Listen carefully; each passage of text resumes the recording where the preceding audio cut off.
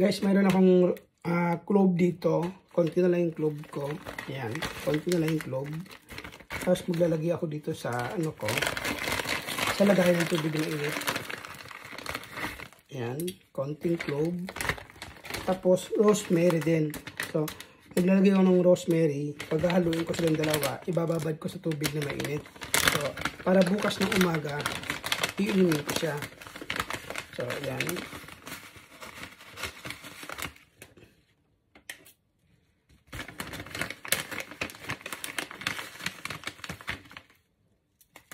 Ayan, so, tapos lalagyan natin ng tubig mainit.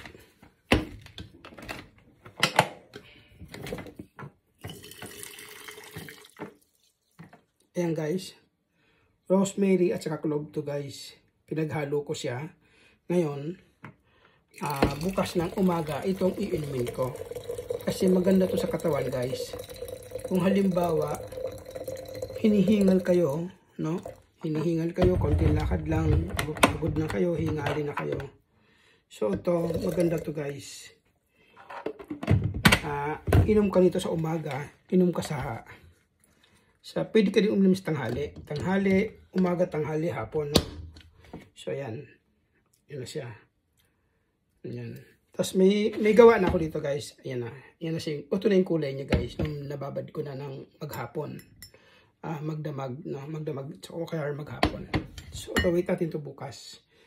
Ngayon, kung madali ka mapagod, at pag umakyat ka ng hagdanan, hingaling ka, uminom ka ng rosemary at ng clove na pinaghalo.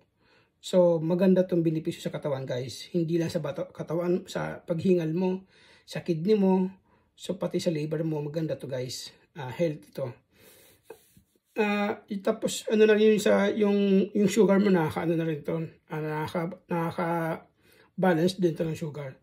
So inom kayo ito guys everyday, umaga, tanghali, hapon pwede rin, or kaya umaga, gabi lang. Maganda so guys. Obserbahan nyo ang katawan nyo guys sa loob ng 2 araw lang. Isang araw nga lang pag uminom ka maghapon malalaman nyo to. So yun guys, inom kayo nito guys.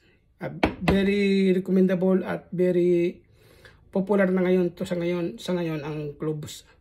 Tapos yung akin naman yung rosemary, kasi ang rosemary kasi pwede rin siyang herbal tea. So ang ginawa ko, pinaghalo ko na lang. Mas maganda daw. Kahit na i-search nyo guys, i-search nyo sa Google